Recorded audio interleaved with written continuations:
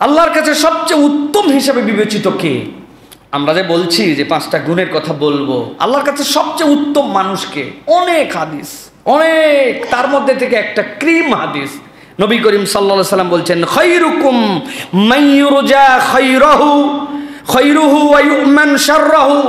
নবীজি বলছেন, দুনিয়ায় সর্বশ্রেষ্ঠ মুমিন সে যার কাছ থেকে কল্যাণ আশা করা যায় এবং মানুষ এটা বিশ্বাস করে যে ওর থেকে কল্যাণ না পাইলেও কখনো সে আমার কোনো ক্ষতি করবে না, তার থেকে খারাপ কিছু আশা করা যায় না। নবী করিম সাল্লাল্লাহু আলাইহি সাল্লাম বলছেন সেই হচ্ছে দুনিয়ার শ্রেষ্ঠ মুমিন। সুবহানাল্লাহ। এই মানুষের কাছ থেকে কল্যাণ আশা করা যায়, ইনশাআল্লাহ সে আমার ভালো কিছুই করবে। ও তার হাতে ক্ষমতা নাই, পাওয়ার নাই ভালো করার মতো, কিন্তু সে আমার কখনো খারাপ করবে না, তার থেকে খারাপ কিছু আশা করা হয় না। নবীজি বলছেন সেই সর্বোত্তম মুমিন। সুবহানাল্লাহ। আর রাসূলুল্লাহ সাল্লাল্লাহু আলাইহি ওয়াসাল্লাম, শাররুকুম মান লা ইউরজা খায়রুহু ওয়া লা ইউমানু শাররুহু। যার থেকে ভালো কিছু আশাও করা যায় না, মানুষ ভয়ে থাকে যে বাবা ভালো না পারুক, সুযোগ পাইলেই তেজ মাইরে দিবে। আছে না? সুযোগ পাইলেই তেজ মেরে দিবে। নবীজি বলছেন এর থেকে নিকৃষ্ট আর কোনো মুমিন হতে পারে না, এটা মুমিনের গুণই হতে পারে না।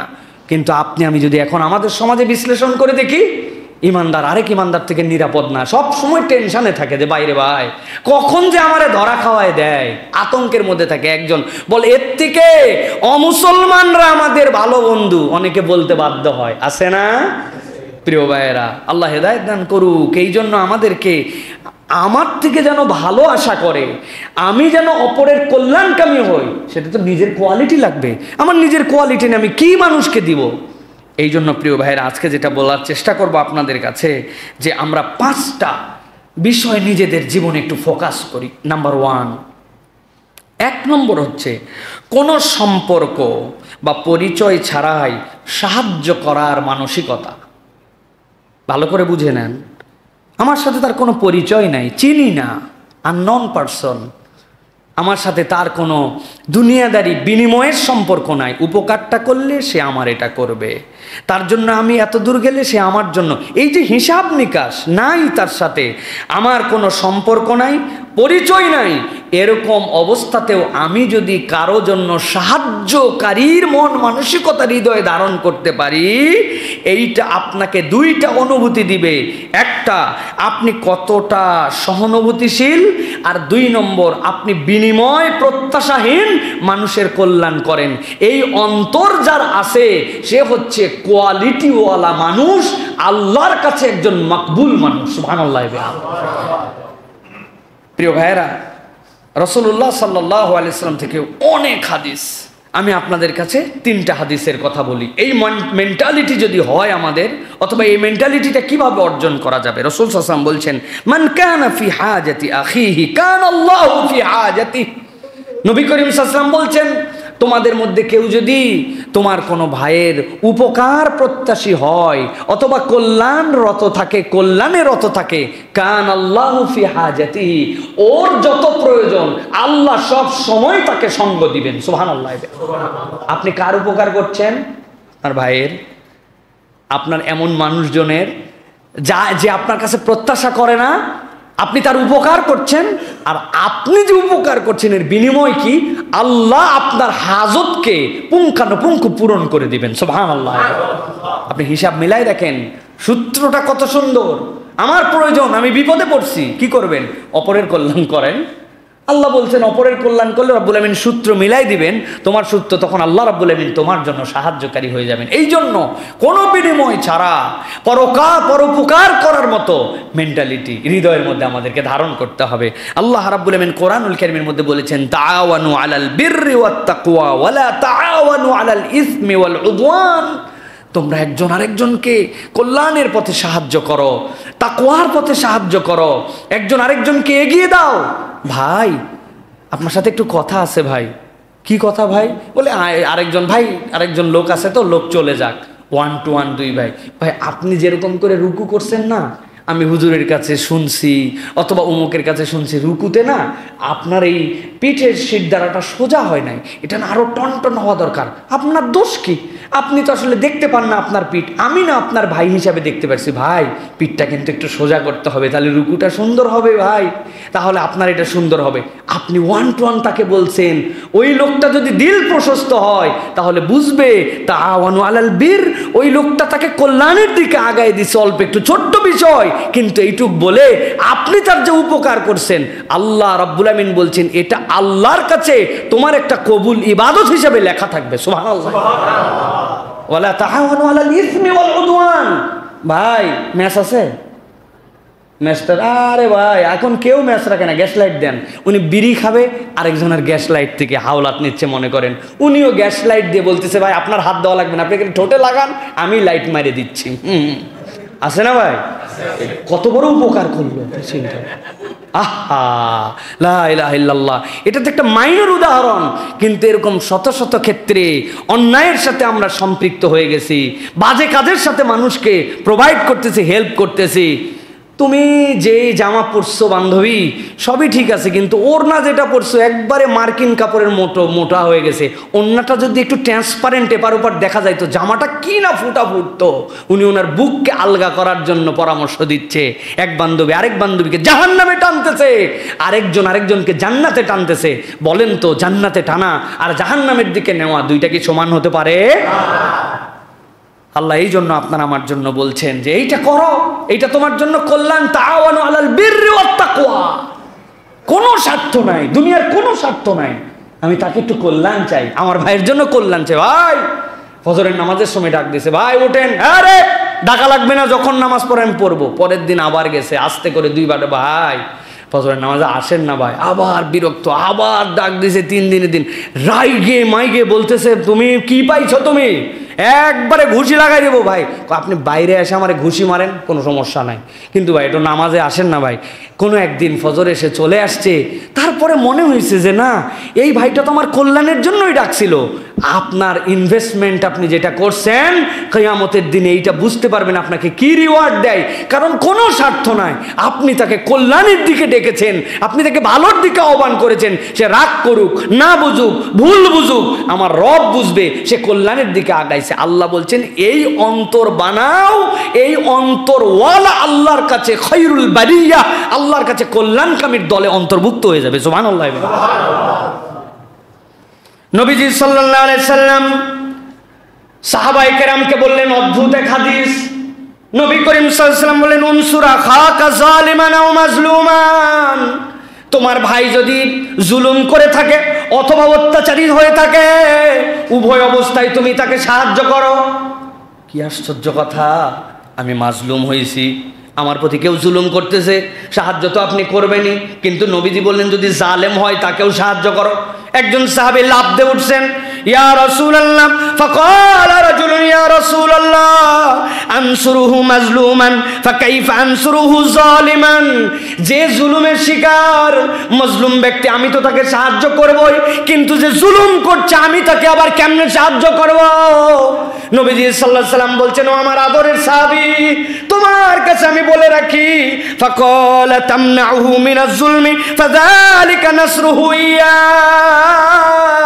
তোমার একটা ভাই জুলুমকারী হয়ে গেছে, ওই জুলুমের কারণে আল্লাহর কাছে ধরা খাবে, কিয়ামতের দিনে ধরা খাবে, আল্লাহর কাছে বিচারের দিনে আটকায় যাবে। তার সাহায্য হচ্ছে তুমি তাকে ওই জুলুম থেকে বিরত করো, বুঝাও তুমি জুলুম করতে পারো না, এইটা তোমার কাজ নয়, এই জন্য তোমাকে আটকায় যেতে হবে। ও করতে শর্টটা ওই করুক গা, ও আল্লাহর সাথে হিসাব দিবে না। না না, তোমার ভাইকে ওই জালেম অবস্থাতেও সাহায্য করো, তাকে এই কাজ থেকে তামনাউহু আনিজ জুলুম, এই জুলুম থেকে বাঁচায় রাখো। আল্লাহর কাছে এটাই তোমার কিয়ামতের দিন ওই জালেমকে সাহায্যকারী হিসাবে, তাকে নিবৃতকারী হিসাবে আল্লাহর কাছে একটা কবুল ইবাদত হিসাবে লেখা হয়ে যাবে। স্বার্থবাদী দুনিয়া এখন আমরা কি যে যাত্রা করতেছে, বাবা ঝামেলায় জড়ানোর দরকার নাই, আমরা বলি না ভাই? এই আমল আমাদের মধ্যে থেকে উঠে গেছে, এই জন্য আমরা শ্রেষ্ঠ বান্দা নাই, শ্রেষ্ঠ মানুষ আর নাই। কুনতুম খায়রা উম্মাহ উখরিজাত লিন-নাস তা'মুরুনা বিল মা'রুফ ওয়া তানহাউনা আনিল মুনকার। আল্লাহ দায়িত্বই দিয়েছিলেন তুমি অন্যায় থেকে ফিরাবে, আমি অন্যায় থেকে ওভারলুক করি, ঠিক না ভাই? এতটুকু পিচ্ছি একটা সিগারেট খাচ্ছে, চিন্তা করছে হায় হায় সমাজটা শেষ হয়ে গেল, ওই জন্য উল্টা দিকে তাকায় চলে যাচ্ছে, বাবা বিড়ি খাওয়া কাজটা তোর তোর বাপের টাকায় তুই খাচ্ছিস, আমার তো ঝামেলার মধ্যে জড়ানো তোর ওভার লুক আছে না ভাই, ওভার লুক করে আমি চলে যাচ্ছি, আমি দেখেও না দেখার ভান করতেছি। আমি হুজুর এমন বাড়িতে দাওয়াত খেতে গেছি, যাওয়ার পরে ওই বাড়িতে পর্দা পুষিতে কিছু চিন্তা করছে, একদিনই খাইতে আইছি, হুদা ঝামেলা আমি বাড়ানো দরকার। ভাবি ভালো আছেন আপনারা? রান্না মাশাআল্লাহ খুব সুন্দর হয়েছে, কোনো ওয়াজ নাই নসিহত নাই, তারা যেই পর্দা পুষিত করে না, তাদের পরিবারের মধ্যে গাফলতি আছে, এগুলো কোনো কিছু আমি জিজ্ঞাসা করলাম না, বললাম না, আমি হুজুর দাওয়াত খাই চলে আসলাম, হকাদায় হবে? প্রিয় ভাইয়েরা, এই জন্য এটা হচ্ছে আমাদের 1 নম্বর গুণ অর্জন করতে হবে, কোনো সম্পর্ক বা পরিচয় ছাড়াই সাহায্য করার মানসিকতা। পরিচিত লোককে তো করবই, কিন্তু যাকে চিনি না সেই লোককেও আপনার সাহায্যের মানসিকতা লাগবে। রাজি আছে ইনশাআল্লাহ? এই গুণ, এই কোয়ালিটি আমাদের মধ্যে অর্জন করতে হবে। 2 নম্বরে হচ্ছে আপনার আমার ভিতরে একটা কোয়ালিটি নিতে হবে, সেটা হচ্ছে উদারতা। মুখটাকে উদার করতে হবে আর তর্ককে পরিহার করতে হবে। কি বলেছি? উদার হতে হবে। কি হতে হবে? উদার। ইমানদার উদার চরিত্রের হবে। ইমানদারের অন্তরটা বিশাল বড় অন্তর হবে। ইমানদারের অন্তরটা তার মুমিন ভাইয়ের জান্নাতে যাওয়ার কারণ খোঁজার তার অন্তরের মধ্যে তবিয়ত হবে। জাহান্নামে যাওয়ার ওইটুকুকে সে বড় করে দেখাবে না। আমার একটা ইমানদার ভাই 2-4 ওয়াক্ত নামাজ কম পড়ে, তার পরিবারে পর্দা পুশিদার কিছু গাফলতি আছে, আমার ভাইটা দাড়িটা এখন পর্যন্ত রাখেনি অথবা ছোট করে রাখে, আমার ভাইটা মাঝে মাঝে মিথ্যা কথা বলে, অনেক তার খারাপ গুণ আছে, যেইগুলা তাকে বর্জন করতে হবে। এটা তাকে রাখলে আল্লাহর কাছে ধরা খেতে হবে। কিন্তু আমার সে ভাইটার মধ্যে ঈমান আছে, ঈমানের কারণে রব্বুল আলামিন তাকে তার বান্দা হিসেবে জান্নাত কখনো না কখনো দিবেন। তাহলে আমি জাহান্নামের গুণ বড় দেখব না, তার এর জন্য আমার অন্তরে ব্যথা থাকবে, এটার জন্য নসিহত থাকবে, এটা শুধরানোর মানসিকতা থাকবে। কিন্তু আমার উদার হৃদয়ে ওই ঈমানের কারণে জান্নাতি হিসাবে ওই ভাইয়ের প্রতি আমার ভালোবাসা বেশি থাকবে, তার জন্য আমার বিদ্বেষ থাকবে না। ঠিক কি না? কিন্তু আমাদের চরিত্র কি? হিসাব মিলান। আমাদের অন্তর ভর্তি, অন্তর পচে গেছে, আমাদের দুর্গন্ধ। অন্তরের যদি রব্বুল আলামিন দেন নাই, কিন্তু অন্তরে যদি একটা দুর্গন্ধে থাকতো যে কার অন্তরে কতটুকু হিংসা আছে, বিদ্বেষ আছে, অপরের জন্য ঘৃণা আছে, এ অনুযায়ী অন্তর থেকে গন্ধ বেরোবে, তাইলে বাঙালি আমাদের আর একজনের সাথে আরেকজনের কাছে যাওয়ার কোনো সুযোগ থাকতো না। দুনিয়ার কোনো আতর দিয়া এই অন্তর আমাদের পরিষ্কার করার সুযোগ থাকতো না। ঠিক কিনা? আমি আপনাদের কাছে এর আগে বলছি না যে ভাই আমাদের বিদ্বেষ কোন লেভেলে। ভাগ্যিস হযরত ওমর ফারুক রাদিয়াল্লাহু তাআলার সময় এই ক্যামেরাগুলো আবিষ্কার হয় নাই, মোবাইল ক্যামেরা আসে নাই। যদি হইতো ওমর রাদিয়াল্লাহু তাআলাকে বাঙালি দেখায় দিত, হয়তো ওমর রাদিয়াল্লাহু তাআলা স্ট্রিক হয়ে বলছেন মদের বিরুদ্ধে, ইসলামী আইনের পক্ষে, আল্লাহর জিহাদের পক্ষে অনেক কড়া নির্দেশনা দিয়েছেন। আল ওমর ফারুক তিনি সত্য মিথ্যার মধ্যে পার্থক্যকারী। আপনার হয়তো তার কোনো কথা পছন্দ হয় নাই, আমরা কি করতাম তখন? ফাঁস করে দিব। কিন্তু তুমি নবী করিম সাল্লাল্লাহু আলাইহি ওয়াসাল্লামকে হত্যা করার জন্য তরবার নিয়ে গেছিলে, হ্যাঁ ওইটার ভিডিও আমার কাছে নাই, পটর পটর করো না, ফাঁস করে দিব একবারে। কারণ তোমার গোপন জিনিস আমার কাছে জানা আছে। ও বাবা, তুমি তোমার বোনকে মারছিলে, হ্যাঁ তুমি এখন আবার নারীবাদী হচ্ছ। তুমি ইসলামে নারীর সম্মানের কথা বলো, তুমি তোর বোনের গায়ে হাত তুলছিলে, রক্তাক্ত হয়ে গেছিল, ভিডিও আছে, ধরা খাওয়াই দেবো কিন্তু তোমারে। নাউযুবিল্লাহি মিন যালিক। এটা উদাহরণ হিসাবে বললাম। আমাদের মেন্টালিটি কিন্তু এখন এইরকম। আমরা কে কার আয়াতকে, দোষকে প্রকাশ করতে পারি, এটা সাধারণ মানুষের কথা কি বলবেন? যারা আলেম নামধারী তারাই তো এরকম করতেছে। ঠিক কিনা? সাধারণ মানুষ কোথায়? প্রিয় ভাইয়েরা, এই জন্য হৃদয়ের প্রশস্ততা লাগবে। কোন দিক দিয়ে? মুসলমানের আয়াতকে গোপন করে রাখা, মুমিন মুসলমানকে ভালোবাসা, আর তর্ককে পরিহার করা। তর্ক যেখানে আমাদের জন্য বিপদের কারণ, সেখানে বলবেন সাইফুল্লাহ ভাই আপনার কথা না, এটা আমার কথা নয়। নবী করিম সাল্লাল্লাহু আলাইহি ওয়াসাল্লাম কেমন উদার ছিলেন বলেন তো? রাসূল সাল্লাল্লাহু আলাইহি ওয়াসাল্লামের থেকে শ্রেষ্ঠ সৃষ্টি আল্লাহ কিছু আর করছেন? এটা আমাদের ঈমান। কথা বলেন। মহানবী সাল্লাল্লাহু আলাইহি ওয়াসাল্লামের থেকে শ্রেষ্ঠ সৃষ্টি আর কিছু আছে? সব কিছুর মধ্যে তিনি শ্রেষ্ঠ। সেই মুহাম্মদ সাল্লাল্লাহু আলাইহি ওয়াসাল্লামের উদারতা দেখেন। আবু বকর রাদিয়াল্লাহু তাআলার ব্যাপারে বলছেন, ইন্না আমিনান নাস আলাইয়া ওয়া সুহবাতিহি ওয়া মালিহি আবু বকরিন। দুনিয়ার মানুষ জেনে রাখো, সঙ্গ দেওয়ার দিক দিয়ে, তার সম্পদ আমার জন্য খরচ করার দিক দিয়ে আবু বকরের থেকে বিশ্বস্ত মানুষ আল্লাহর দুনিয়ায় নাই। সুবহানাল্লাহ। যিনি হাবিবুল্লাহ, যিনি আল্লাহ রাব্বুল আলামিন হাবিব, তিনি আবু বকরের এই বিষয়টাকে জানাচ্ছেন। তার মধ্যে উদারতা আছে যে আমার জন্য আবু বকর যা করছে বলে দিলে আমার সমস্যা কোথায়? মুহাম্মদ মুস্তাফা সাল্লাল্লাহু আলাইহি ওয়াসাল্লাম বলতেছেন আল্লাহু আকবার। তার জন্য সাহাবীরা তো জীবন দিয়ে দিতে উৎসর্গ, কিন্তু তিনি বলছেন যে আমার জন্য ইন্না আমিনিন নাস আলাইয়া ফি সুহবাতিহি ওয়া মালিহি আবু বকর, আবু বকরের থেকে আমার জন্য তার সম্পদ, তার সহবত এত বেশি আমাকে সেবন সঙ্গ দিয়েছে, এই জন্য আমি কৃতজ্ঞ। সুবহানাল্লাহ। নবী করিম উদারতা দেখাইছেন তার জন্য। নবী করিম সাল্লাল্লাহু আলাইহি ওয়াসাল্লাম বলছেন, এই যে বললাম তর্কে গেলে কি হয়, নবী বলছেন মা দাল্লা কওমুন বাদা হুদান কানু আলাইহি ইল্লা উতু আল জাদাল। নবী করিম সাল্লাল্লাহু আলাইহি ওয়াসাল্লাম বলছেন কোন একটা দল সুপথ প্রাপ্ত হওয়ার পরে তারা যে আবার পথ হারা হয়ে গেছে, একমাত্র তাদের কারণ ছিল আল জাদাল, তারা নিজেদের মধ্যে তর্ক বিতর্কে উপনীত হয়েছে, এই জন্য তারা হেদায়েতের পথ থেকে আবার পথ হারা হয়ে গেছে। আমাদের কথায় কথায় তর্ক, কথায় কথায় বিতর্ক, আমাদের মধ্যে সব কিছুর মধ্যে নিজের পাণ্ডিত্য ফলানো, নিজের কোনো একটা মতামত দেওয়া, সব কথার শেষে নবীর কথার উপরও যেন আমার ভাব। আমাদেরও একটা কথা আছে না ভাই? উদাহরণ দেব, আপনার হাতের কাছে আছে কত ধরনের কথা আমাদের আছে। আপনি যাই বলবেন, ভাই জানাজার সালাত স্বয়ং একটা দোয়া, রাসূলুল্লাহ সাল্লাল্লাহু আলাইহি ওয়াসাল্লাম জানাজার সালাত শিখিয়েছেন, এরপরে কবরস্থ করেছেন, এরপরে নবী করিম সাল্লাল্লাহু আলাইহি ওয়াসাল্লাম দোয়া করেছেন ওই ব্যক্তির জন্য, ওই ব্যক্তির বিচার সহজ করার জন্য। কিন্তু এরা বলতেছে শেষে অনেক লোক চলে যায়, কেউ দাফনে শরিক হতে পারলো না, সকলে তো দাফনে শরিক হতে পারে না, ঠিক না ভাই? তাড়াহুড়া থাকে, এই জন্য আমরা জানাজার পরে একটা দোয়া করে নিচ্ছি, নিয়ে পরে কবর দেই। দোয়া আগেও পরেও, ওই সময় সব লোক থাকতে পারে না, এই সময় সকলে আছে, সমস্যা কোথায় করলে? একজন বলছে না নবীর আমল ছিল না। বলে ভাই নবীর আমল ছিল না, কিন্তু মানা করছে নাকি নবী? করা যাইতে পারে। উনি নবীর উপরেও একটু তর্ক দিল, এরকম শত শত উদাহরণ দেওয়া যাবে।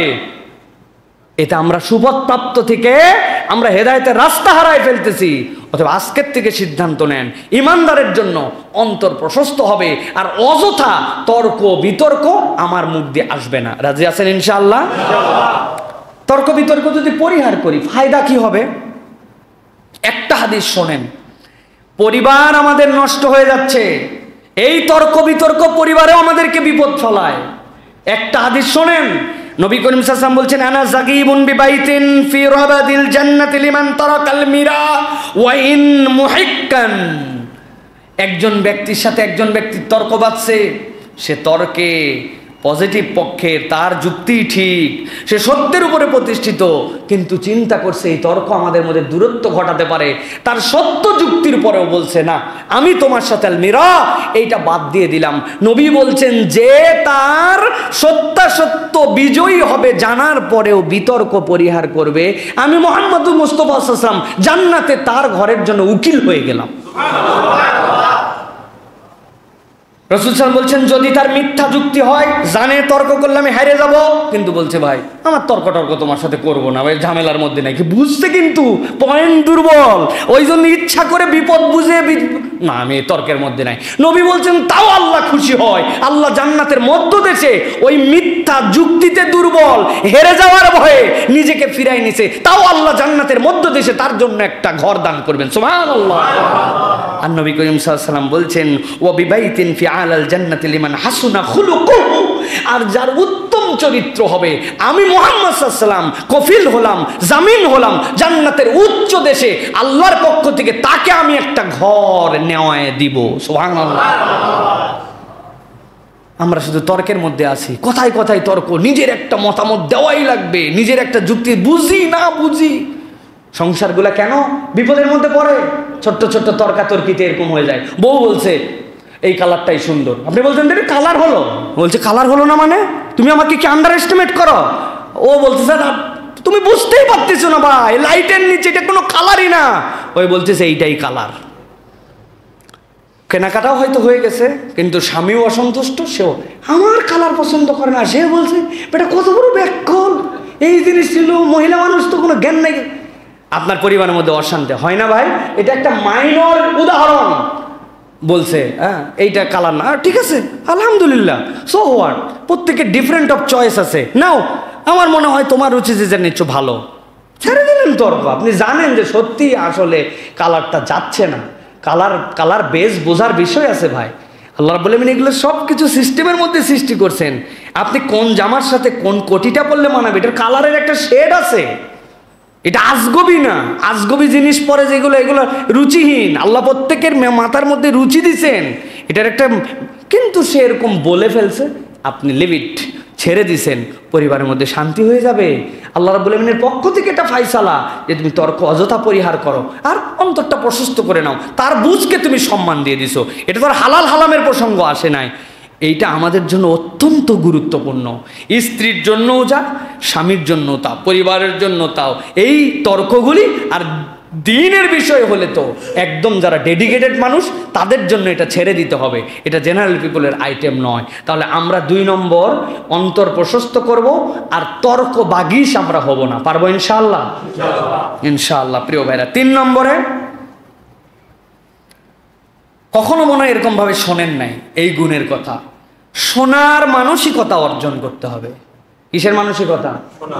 ভালো শ্রোতা হতে হবে। কথা বলেন, ঘুমায় যায় না, বলেন কি কিসের মানসিকতা? দোতলায় যারা দেখতেছেন, আপনারা তো মনে হয় শুয়ে গেছেন নাকি, দোতলা 3 তলা যারা আছেন, ভালো করে বলছি, ভালো করে বুঝেন। শোনার মানসিকতা, ভালো শ্রোতা হতে হবে। কি হতে হবে? ভালো শ্রোতা হতে হবে। প্রিয় ভাইয়ের, আমরা ভালো বক্তা সবাই কম বেশি, আমরা কিছু বলতে দিলে আমরা বলতে পারি, কিন্তু ভালো শ্রোতা আমরা নই। Muhammadur Rasulullah was the best listener of the world. পৃথিবীর সবচেয়ে ভালো শ্রোতা ছিলেন মুহাম্মদ মুস্তাফা সাল্লাল্লাহু আলাইহি ওয়াসাল্লাম। হাদিসের মধ্যে আসছে, নবীজি সাল্লাল্লাহু আলাইহি সাল্লামের জন্য এশার আজান হয়ে গেছে। আল্লাহ নবী সাল্লাল্লাহু আলাইহি সাল্লামকে বেলাল যে ডাক দিয়েছেন, ইয়া রাসূলুল্লাহ ইকামত হয়ে গেছে, আপনি চলে আসেন। নবীজি সাল্লাল্লাহু আলাইহি সাল্লাম হুজরা থেকে বেরিয়ে এসে নামাজের জন্য দাঁড়াইছেন। নামাজের জন্য দাঁড়ানোর জন্য যে পথ দিয়ে আসবেন, সাহাবায়ে কেরাম সোজা হয়ে গেছেন, নবীজি আসবেন সাথে সাথে নামাজে দাঁড়ায় যাবেন।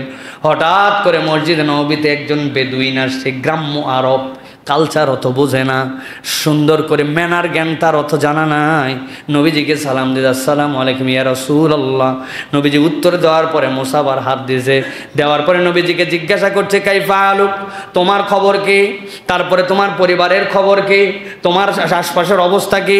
টাকা পয়সা যেরকম বাইতুল মালে আমার কিছু প্রয়োজন আছে সেইগুলো আছে কিনা, আর আমার প্রয়োজনের কথা আর বলো না, কি বিপদের মধ্যে আসছি। সাহাবায়ে কেরাম দাঁড়ায় গেছে লাইনে, এশার আজান হয়ে একামত, সাহাবায়ে কেরাম এশার নামাজে যাবেন, কিন্তু নবী করিম সাল্লাল্লাহু আলাইহি সাল্লাম তার সাথে কথা বলতেছে, নবীজি তার দিকে মুখ ফিরাই দিয়ে শুনতেছেন তার কথা। ভিতরে ভিতরে সাহাবায়ে কেরাম কটমট করতেছে, বেটা এশার নামাজের জন্য দাঁড়াইছি, তুমি খোশ আলাপ লাগাইছো, এগুলা গল্পতে এশার পরেও করা যায়, কথা ঠিক কিনা? অনুভূতি ঠিক কিনা? কিন্তু হাদিসের মধ্যে আসতেছে মুহাম্মদ সাল্লাল্লাহু আলাইহি ওয়াসাল্লাম এমন চরিত্রের মানুষ, জীবনে তার দিকের থেকে মুখ ফিরাই নেওয়ার আগে আল্লাহ নবী জীবনে কোনোদিন আগে কারো দিক থেকে নিজের মুখ ফিরাই নেন না। সব কথা তার শুনেছেন, তারপরে নামাজের জন্য দাঁড়াইয়েছেন। সেই নবী করিম সাল্লাল্লাহু আলাইহি ওয়াসাল্লাম তার উম্মতকে শিখিয়েছেন, সবচেয়ে ভালো তোমার জন্য শ্রোতা হতে হবে, সবচেয়ে মনোযোগী শ্রোতা তোমার হতে হবে। এইটা ইমানদারের জন্য বড় একটা গুণ। আল্লাহ কোরআনুল কারীমের ব্যাপারেও বলেছেন, ওয়া ইযা কুরিয়াল কুরআনু ফাসতামিউ লাহু ওয়া আনসিতু লাআল্লাকুম তুরহামুন। আল্লাহ বলছেন, যখন কোরআন তোমাকে দেওয়া হবে, শোনানো হবে, তেলাওয়াত করা হবে, তুমি মনোযোগের সাথে শোনো। আশা করা যায় এই মনোযোগের সাথে শোনার আমলের কারণে আল্লাহর পক্ষ থেকে তুমি অনুগ্রহপ্রাপ্ত হয়ে যাবে। সুবহানাল্লাহ। ইন্ডিকেশন কি? এখানে ইন্ডিকেশন হচ্ছে ভালো শ্রোতা হওয়া, মনোযোগী শ্রোতা হওয়া। সবচেয়ে খারাপ শ্রোতা কারা বলেন? বক্তা যারা। আমি ওয়াজ করে আইছি, এগুলো কি ওয়াজ করবে এগুলা? ওই সময় আমি মোবাইল চালাচ্ছি, ঠেলতেছি, বলতেছে ভালোই বলতেছে, খারাপ বলতেছে না, ভালোই বলতেছে, কিন্তু আমার সব জানা যায়। আরে ভাব আছে না, যেগুলো বক্তা, এদের হচ্ছে সবচেয়ে খারাপ তবিয়ত হচ্ছে ভালো করে শোনে না, ভালো করে শোনা কি কোয়ালিটি আমাদের মধ্যে ঢুকায় প্রিয় ভাইরা। আল্লাহ রাব্বুল আলামিন রাসূলুল্লাহ সাল্লাল্লাহু আলাইহি সাল্লামকে দিয়ে জানিয়েছেন প্রিয় ভাইরা যে আপনার আমার বলার থেকে শোনার মধ্যে ফায়দা বেশি। এমনও মানুষ আছে এমন একটা কথা বলছে, ইন্টেনশন ভালো মনে করছিল কিন্তু ভুল ফেলে ফেলছে। নবীজি বলছেন তার এই মুখের কথার কারণে 70 বছরের জাহান্নামের রাস্তা সে আগায় ফেলছে। হাদিসের ভাষাটা শুনেন, ইন্নার রাজুলা লা ইয়াতাকাল্লামু বিল কালিমাতি লা ইয়ারা বিহা বাসান। একজন মানুষ একটা কথা বলছে আর ভাবছে এর মধ্যে কোনো খারাপ কিছু সে বলে নাই, তার ধারণা, কিন্তু নবীজি বলছেন ইয়াহুই বিহা 70 খরিফান ফিন্নার, কিন্তু তার কথাটা এতই খারাপ হয়েছে যে সে জাহান্নামের রাস্তায় 70 বছরের রাস্তা আগায় ফেলছে। বলা, না জেনে বলা, হুদা বলা, আমি জানি না তারপরেও বলা, পাণ্ডিত্য জাহির করা, এই যে প্রতারণার চক্রে যাওয়া, প্রতারণা বড় খারাপ প্রিয় ভাইরা।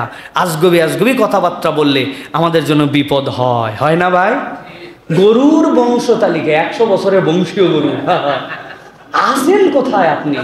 কি পরিমাণ নসল তার, নসলুল বাকারা, এইটা কি পরিমাণ মিথ্যা প্রতারণা দুনিয়ার বুকেই আল্লাহ রাব্বুল আমিন এইগুলো আমাদেরকে দেখাইছেন না ভাই? কোথায় দুদক, কোথায় তদন্ত কমিটি, কোথায় গেল বাংলাদেশের এত বড় বড় ক্রাইম অমুক তমুক ইউনিট? এক ছাগল সব ধরায় দিল। এই ছাগলকে যতবার দেখছি আমার খালি ওই মুসা আলাইহিস সালামের গরুর কথা মনে হয়েছে। আল্লাহ যে বলছিলেন গরুটা খালি জবাই করে খালি ঠ্যাং ঠেকাও, গায়ের এই পায়ের রানটা ঠেকাও, গরুই বলবে হত্যাকারীকে। আল্লাহ এই ছাগল রে কথাও বলাই নাই, বলতে তুই খালি ছাগলের একটু তত্ত্ব নিয়ে দেখ, সব ধরা পড়বে। এই ছাগল বলছে নাকি কারো নাম, কিন্তু ছাগলে সব বাইর করে দিয়েছে, তাইনি ভাই? আপনারা কি বাংলাদেশে না বাইরে আছেন? হ্যাঁ, ভালো করে বুঝেন। এই জন্য নবী করিম সাল্লাল্লাহু আলাইহি ওয়াসাল্লাম বলছেন ইন্নার রাজুলা লা ইয়াতাকাল্লামু বিল কালিমাতি লা ইয়ারা বিহা বাসান। মনে করছেন নো, আমি যেটা বলছি এটা ঠিকই আছে, কিন্তু আল্লাহর নবী বলছেন ইয়াহুই বিহা 70 খরিকান ফিন্নার, তার ওই কথা তাকে জাহান্নামের দিকে 70 বছরের রাস্তা আগায় দিছে। ও বেটা বুঝেই নাই, আন্দা গন্দা কথা বলা যাবে না। এই জন্য মনোযোগী শ্রোতা হওয়া বিরাট বড় নিয়ামত। এটা অনেক বড় একটা কোয়ালিটির নাম, এটা অনেক বড় একটা গুণের নাম প্রিয় ভাইয়েরা। এই জন্য আমাদেরকে মনোযোগী শ্রোতা হতে হবে প্রিয় ভাইয়েরা। কয়টা পয়েন্ট বলছি? কয়টা বাকি আছে? কয়টা? ভালো করে খেয়াল করেন, সময় এগিয়ে গেছে অনেক। চতুর্থ, কৃতজ্ঞতা প্রকাশ করা, মানুষকে মূল্যায়ন করা, এইটার মেল্ড, এই দুটা হৃদয়ের মধ্যে আপনার নিতে হবে। কৃতজ্ঞতা প্রকাশ করতে হবে মানুষের প্রতি, আল্লাহর প্রতি, উভয়টার প্রতি আপনাকে কৃতজ্ঞ হতে হবে প্রিয় ভাইয়েরা। আমি আল্লাহ যদি আমাকে তৌফিক দেন, আমি কৃতজ্ঞতার উপর আলাদা একটা খুতবা দিব ইনশাআল্লাহ, পড়ালেখা করে একটা খুতবা দেবো। এটা তো অনেক কথাবার্তা আছে, এইটাই একটা ছোট্ট একটু পয়েন্টের বিষয় নয় প্রিয় ভাইয়েরা। নিজের ভিতর পজিটিভ কিছু আকর্ষণ করতে চাইলে অন্যের প্রতি কৃতজ্ঞ হন। ভালো করে বুঝেন, টার্মটা বুঝেন। আপনি ভালো কিছু ভিতরে নিতে চান না ভাই? আমরা তো চাই না? আমরা কি চাই যে আমাদের মধ্যে খারাপটা আসুক? না, আমরা ভালো কিছু নিতে চাই, কিন্তু এটা আসে না কেন? সালাফরা বলছেন নিজের ভিতরে পজিটিভ কিছু আকর্ষণ করতে চাইলে, চুম্বকের পাওয়ার যদি বাড়াতে চাও লোহা টানার, অপরের প্রতি কৃতজ্ঞ হও। তুমি অপরের প্রতি কৃতজ্ঞ হবে, আল্লাহ ভালো জিনিস তোমার ভিতরে ঢুকাই দিবে। প্রমাণ দেখেন, আমি কয়েকটা কথা বলি আপনাদের কাছে। রাসূল সাল্লাল্লাহু আলাইহি ওয়াসাল্লাম বলছেন, দুনিয়ার মানুষ শোনো, গুফির আলী ইমরাতিম মুমিসাতিম মাররাত বিকালবিন রাসিন রাকিন। একজন পতিতা মহিলা নিজের দেহ বিক্রি করে দেয়। এই মহিলা একটা রাস্তা দিয়ে হেঁটে যাচ্ছিল, যাওয়ার সময় দেখলো যে একটা কুকুর ইয়ালহাসু কাদা ইয়াকতুলুহু আল আতাস, কুত্তাটার জিহ্বা ঝুলে বেরিয়ে আসছে, পিপাসায় যেন মরেই যাবে। এই দৃশ্যটা কে দেখছে? মহিলার গুণ আছে, খালি মহিলা বলেন না, পতিতা মহিলা বলেন। কি মহিলা? নিজের দেহ যে অর্থের বিনিময়ে অপর পুরুষের কাছে বিক্রি করে দেয়, পতিতা মহিলা দেখছে। এই হাদিস শুনছেন না আপনারা? কিন্তু এইভাবে ভাবেন নাই। রাসূল সাল্লাল্লাহু আলাইহি ওয়াসাল্লাম বলছেন, শের পরে তার মুজা খুলে পানি তুলে কুকুরকে খাওয়ালো, রব্বুল আলামিন তাকে মাফ করে দিলেন। আল্লাহ কেন মাফ করে দিলেন? রব্বুল আলামিন কেন মাফ করলেন? না, এই হাদিসের ব্যাখ্যা আছে। আল্লাহ রব্বুল আলামিনের নাম হচ্ছে শাকুর। ওই মহিলা পতিতা, কিন্তু সে বান্দার হক নষ্ট করে নাই, সে নিজের সাথে জুলুম করছে। রব্বানা যালামনা আনফুসানা, তার দায়িত্ব ছিল না এটা করা, কিন্তু এটা বান্দার হক নষ্ট সে করে নাই। সে আল্লাহর মাসিয়াত করছে, গুনাহ করছে, কবায়ের করছে। এটা আল্লাহর সাথে তার সম্পর্ক। বান্দার টাকা মেরে দেয় নাই, বান্দারটা খেয়ে ফেলে নাই। তো রব্বুল আলামিন ওই একটা প্রাণীর প্রতি সে কৃতজ্ঞ হয়েছে। আল্লাহ বলছেন, আমি তো হচ্ছে শাকিরুন আজিম, আমার থেকে বড় কৃতজ্ঞ তো কেউ হতে পারে না। তুমি একটা প্রাণীর প্রতি দয়া দেখাইছো, আমি আমার সর্বোচ্চ কৃতজ্ঞতা দেখালাম। কেউ আমাকে ধরার নাই, আমি আমার বান্দিকে মাফ করে দিলাম। সুবহানাল্লাহ। আল্লাহর দুইটা নামের উপরে নিজের জীবনে অনেক বড় কনফিডেন্স রাখবেন। আল্লাহ পরম কৃতজ্ঞ, বান্দা একটু কৃতজ্ঞতা আদায় করলে আল্লাহ পুরাটা দিয়ে দিতে পারেন। আর আমার রব হচ্ছেন হালিম। হালিম মানে কি? দয়াদ্র না? হালিম মানে সহনশীল। হয় না, এগুলো একটা অর্থও হয় নাই। হালিম বুঝতে হলে একটা উদাহরণ বুঝায়। আল্লাহ মাফ করুক, আপনার একটা সন্তান মারা গেছে, 15 বছর বয়স। আহা, বাপ মায়ের যদি এই বয়সের সন্তান মারা যায়, কলিজা ছিঁড়ে শেষ হয়ে যাবে। ও বাপ যতদিন বেঁচে থাকবে কোনোদিন ভুলতে পারবে না, ঠিক কিনা? আমি যাই সান্ত্বনা দিছি, ভাই আপনার সন্তান মারা গেছে, আহা ইস আপনার কি কষ্ট। আরেকজন এসে বলছে, কিন্তু আল্লাহর কসম করে বলেন তো ভাই, আমি দুনিয়ার সেরা সান্ত্বনা দিলেও উনার অন্তরের যে জ্বালা, ওইটা আমি ফিল করতে পারবো না।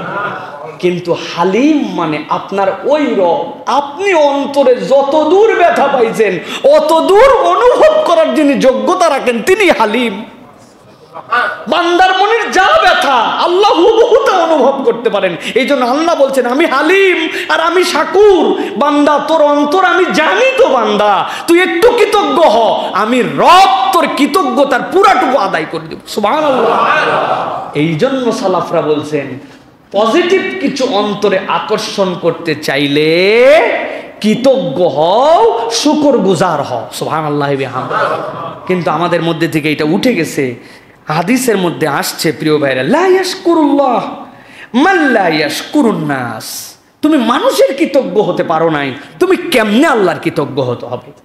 মানুষের কৃতজ্ঞতা লাগবে। মানুষের কৃতজ্ঞতার 5টা স্তর আছে। কয়টা? 1 নম্বর মুখে, 2 নম্বর আচরণে, 3 নম্বর প্রতিদানে, 4 নম্বর হাদিয়াতে, 5 নম্বর দোয়াতে। সুযোগ আছে, কেউ আপনার উপকার করছে, আপনি মুখে তার জন্য কৃতজ্ঞতা আদায় করে দেন, থ্যাংক ইউ ভাই, জাযাকাল্লাহ খায়র, বারাকাল্লাহু ফিক, আল্লাহু ইয়াজিদাক, হাইয়াক। আপনি তার জন্য দোয়া করে ফেলছেন, মুখ দিয়ে বলছেন, আহা আমার ভাই আমার জন্য এইটুকু করছে। এটা আল্লাহ পছন্দ করেন। পারেন নাই, আচরণে প্রকাশ করেন যে তার প্রতি কৃতজ্ঞ, এটার আচরণ লাগবে আপনার প্রতি। এই ব্যক্তিটা আমার জন্য উপকার, আপনার আচরণে বোঝা যাবে যে আপনি তার প্রতি কৃতজ্ঞ। কিন্তু ওই সময় সুযোগ ছিল, করছে, ব্যাপার হলো, বোঝেন? কিন্তু আমাদের টেন্ডেন্সি এরকম, আচরণে অ্যারোগেন্স ভাব, অহংকার। করবে না কেন? করার দায়িত্বই তোর। এমন কি করছে, আর ও বাবা, বিপদ চলে গেলে আমরা এই ধরনের কথা বলি। আচরণে কৃতজ্ঞতা লাগবে। 3 নম্বর প্রতিদানে, সুযোগ আছে আপনি তার প্রতিদান দিয়ে দেন, আপনি তার জন্য কিছু রিওয়ার্ড দেন। আপনি প্রতিদান দিতে পারছেন না বা প্রতিদান নেওয়ার মতো লোক না, তার ব্যক্তিত্বর লেভেল এমন, হাদিয়া দেন, তার জন্য কিছু আপনি গিফট করেন, তাকে একটু হাদিয়া দেন আপনার সাধ্যের মধ্যে। আল্লাহ রাসূল সাল্লাল্লাহু আলাইহি ওয়াসাল্লাম বলছেন, তাহাদ্দু তাহাব্বু, তোমরা একে অপরকে হাদিয়া দাও, তোমাদের মধ্যে ভালোবাসা বৃদ্ধি পাবে। ঠিক না ভাই? আলহামদুলিল্লাহ। এই হাদিয়া দেওয়ার কালচার বিরাট বড় ভালোবাসার জায়গা আমাদের জন্য। অন্তর থেকে এইটা ছোট্ট বড় হাদিয়া দেন, একজন মানুষকে গিফট করেন। আগে দেখছি আমরা, আমাদের মসজিদ ছিল জেলা শহরে যদিও, তারপরেও আশপাশে আমাদের নদী, নদীর পাশে মানুষের নারিকেল হয়েছে, প্রথম নারিকেলটা মসজিদে নিয়ে চলে আসছে, হুজুর খাবেন, ইমাম সাহেব। লাউ হয়েছে, মাদ্রাসায় পাঠিয়ে দিয়েছে বাচ্চাদের জন্য। বাড়ির কিছু একটা হয়েছে, মানে উপলক্ষে অনুপলক্ষে মানুষ শুধু হাদিয়া দিত একজন আরেকজনকে। আর এখন আমাদের এই কালচার উঠে গেছে আমাদের মধ্যে থেকে, হাদিয়া নাই এগুলা। আমাদের মধ্যে এই কালচার। এখন মোবাইল আছে আরও হাদিয়া উঠছে, হুজুরের সাথে দেখা হলো, হুজুর একটা সেলফি তুলি, হুজুরের তারা হাদিয়া নিয়ে গেল।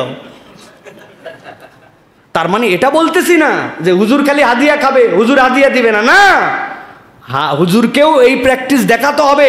মুহাম্মদ সাল্লাল্লাহু আলাইহি ওয়াসাল্লামের থেকে বড় হাদিয়া কেউ দিতে পারে নাই। নবীজিকে হাদিয়া দেওয়ার গল্প সবসময় তো শুনছেন, নবীর কাছে যে আসতো, আরে নবীকে দেওয়া, আল্লাহু আকবার, এটা তো আসলে ভিন্ন রকম ফিলিংসের ব্যাপার। আমাদের নবী যদি আমরা পাইতাম, আমরা কি করতাম বলেন তো? যতই অভাগা উম্মত হই, যতই খারাপ উম্মত হই, আমার সাধ্যের সবচেয়ে বড় জিনিসটা নবীর জন্য উপস্থাপন করতাম আমরা। এটা আমাদের হৃদয়ের ভালোবাসা, এটা নবীর জন্য আমরা এটা করতামই। কিন্তু নবী করিম সাল্লাল্লাহু আলাইহি ওয়াসাল্লাম থেকে বর্ণনা আসছে, নবীজির কাছে এইটুকু খেজুর নিয়ে এসে দিছে, নবী করিম সাল্লাল্লাহু আলাইহি ওয়াসাল্লাম বলছেন অপেক্ষা করো। নবী করিম সাল্লাল্লাহু আলাইহি ওয়াসাল্লাম এরপরে যেই খেজুর বাটিতে দিছে ওই পরিমাণ সোনা দানা তুলে তাকে বিদায় করে দিয়েছে, এই নাও। ও তো ঘাবড়াই গেছে যে কিভাবে সম্ভব, 10টা খেজুরের কি মূল্য, আর উনি ওই বাটিতে যে পরিমাণ সোনা দানা হয়েছে সব দিয়ে দিচ্ছেন, নাও এটা তোমার জন্য হাদিয়া। সুবহানাল্লাহ। নবী সাল্লাল্লাহু আলাইহি ওয়াসাল্লামের ব্যাপারে বলা হতো বাতাসের থেকে দ্রুত নবীজির দান সাদাকা চলতো। সুবহানাল্লাহ। তার উম্মত হাদিয়া দেওয়ার অভ্যাস নাই একজন একজনকে। যার সাথে মনের দূরত্ব আছে হাদিয়া পাঠান তার জন্য, দেখবেন দূরত্ব দূর হয়ে যাবে। বলছি না, আগেই তো তালিকা দিয়েছে, ওই জন্য মন বড় না হলে আপনার আসবে কোত্থেকে? এটা কৃতজ্ঞতার একটা পাঠ। সর্বশেষ, পারি নাই মুখে, আচরণে, প্রতিদানে, হাদিয়াতে, দোয়ায় তাকে ভাষায় দিতে হবে, তার প্রতি আমার কৃতজ্ঞতা। আপনি এই দোয়া তার জন্য করতে থাকবেন প্রিয় ভাইরা। এইটা তাহলে আমাদের জন্য বিরাট বড় একটা নিয়ামত প্রিয় ভাইরা, কৃতজ্ঞতা। এই জন্য বলে আল হামদ ওয়াসফুল মাহমুদ বিসিফাতিল কামালি মাআল মুহাব্বতি ওয়াত তাযীম। আল্লাহ রাব্বুল আলামিনের হামদের সাথে তাজিম এবং সিফাতের সমন্বয় আল্লাহর হামদ করতে হয়, কারণ রব যেটা দিছেন ওটা কোনো বিনিময় দিয়ে শোধ করা যায় না। 5 নম্বর সর্বশেষ, দায় স্বীকার করার মানসিকতা, দায়বদ্ধতা। এই মানসিকতাটা আমাদের জন্য খুব জরুরি। আমরা দায়বদ্ধতার মধ্যে নাই। খেয়াল করে দেখবেন, একটা দায় নিব, কোনো একটা দায়িত্ব দেওয়া হয়েছে, তার একটা দায় আছে আমার প্রতি, এই দায় আমরা নিতে চাই না। দায়বদ্ধতার মানসিকতা আমাদের জন্য খুব গুরুত্বপূর্ণ প্রিয় ভাইরা। ভুল করলে ক্ষমা চাওয়ার দায়বদ্ধতা আপনার মধ্যে, দায়বদ্ধতাই যদি না থাকে আপনি ক্ষমা চাবেন কেমন করে? আপনি তো ক্ষমা চাবেন না। এই জন্য দায়বদ্ধতা দরকার। হাদিসের মধ্যে কি আসছে? আলা কুল্লুকুম রাইন ওয়া কুল্লুকুম মাসউলুন আন রাইয়াতিহি। আপনাকে আল্লাহ দায়বদ্ধ বানাই দুনিয়াতে পাঠাইছেন, আপনি দায়মুক্ত নন। তাহলে আপনার এই দায় দায়িত্বর আপনার লেভেলগুলো অর্জন এবং লেভেলগুলো বুঝতে হবে। মানুষের 4টা দায়বদ্ধতা আছে। 1 নম্বর নৈতিক দায়বদ্ধতা।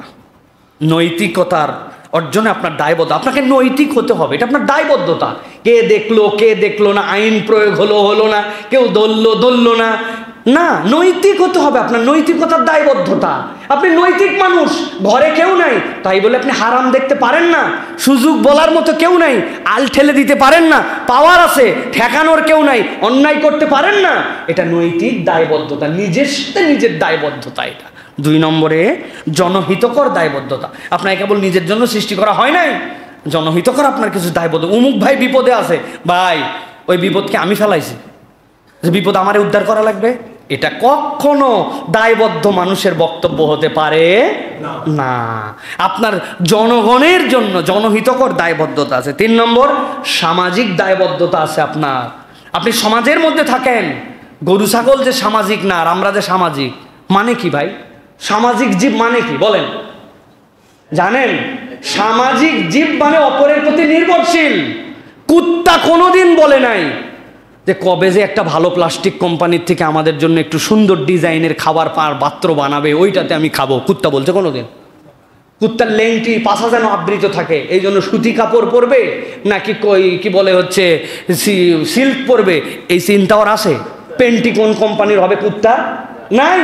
কিন্তু আপনি মানুষ, আমি মানুষ, প্লাস্টিকওয়ালার কাছে দায়বদ্ধতা আছে, প্লাস্টিকওয়ালার মেশিনওয়ালার কাছে দায়বদ্ধতা আছে, মেশিনওয়ালা জার্মানের কাছে দায়বদ্ধতা আছে, ওইওয়ালা খনির থেকে যে উৎপাদন করবে তার কাছে, ডিজাইনওয়ালার কাছে। সামাজিক জীব বলা হয় সকলে মিলে এই দায়বদ্ধ সমাজে থাকে, এটা হচ্ছে সামাজিক, আমাদের প্রত্যেকের উপর নির্ভরশীল। কুত্তা গরু এরা এই জন্য সামাজিক জীব নয়। তো এই সামাজিক জীবের একটা সামাজিক দায়বদ্ধতা আছে, যে আমার এই দায়বদ্ধতা। আর একটা দায়বদ্ধতা হচ্ছে আইনি দায়বদ্ধতা, আল্লাহর পক্ষ থেকে নিয়ম কানুন, দেশি আইন, এটাকে আপনাকে মানতে হবে। এই দায়বদ্ধতা এইটা হৃদয়ের মধ্যে অর্জন করতে হবে ভাই। আমি কখনো ফেরসাস হয়ে যাব না, আমি কখনো একদম মানে যাই ইচ্ছা তাই আমার, এটা আমার মন মানসিকতা হবে না প্রিয় ভাইয়েরা। এই জন্য এইগুলো যদি আমরা অর্জন করতে পারি, একজন কবির বিখ্যাত দুটা লাইন আছে, ওয়া ইযা কানাতিন নুফুসু কিবারান তাবিআত ফি মুরাদিহাল আজসাম, অন্তরাত্মাকে বড় মর্যাদায় করাতে আসেন, পরিশ্রমে পরিশ্রমে শরীরের হবে ক্লান্তি সীমাহীন। বিশাল মর্যাদায় নিয়ে যাবেন কোনো পরিশ্রম ছাড়াই, কোনো প্রচেষ্টা ছাড়াই। Is it possible? না।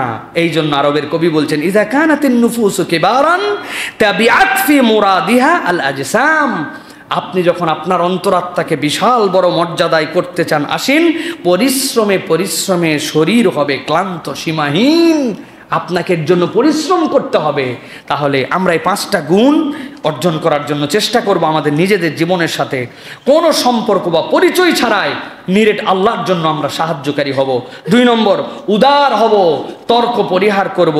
3 নম্বর, আমরা শোনার মানসিকতা, ভালো শ্রোতা হব। আমরা দ্বীন, ইসলাম, ফিকহ, আমাদের যা যা আছে আমরা অর্জন করার জন্য ভালো শ্রোতা, মনোযোগী শ্রোতা হওয়ার জন্য চেষ্টা করব, কথা কম শুনবো বেশি। 4 নম্বর, কৃতজ্ঞতা প্রকাশ করার মন মানসিকতা আমাদের হৃদয়ে থাকতে হবে। 5 নম্বর, দায় স্বীকার এবং দায়বদ্ধ হওয়া। যে দায় স্বীকারকারী মানুষ সে অপরাধ হলে আল্লাহর কাছে ক্ষমা চায়, নিজেকে এহতেসাব করে। আর যারা এগুলো হিসাব নাই, সে কোনো সময় নিজের ভুলই দেখতে পায় না, ওর কোনো দায়বদ্ধতা নেই, ও যা ইচ্ছা তাই করবে প্রিয় ভাইরা। সুতরাং এটা আমাদের জন্য আল্লাহর পক্ষ থেকে যেন এই গুণগুলি আমরা অর্জন করতে পারি। যা শুনলাম এগুলো যেন আমরা আমল করতে পারলে আমাদেরকে তৌফিক দান করেন।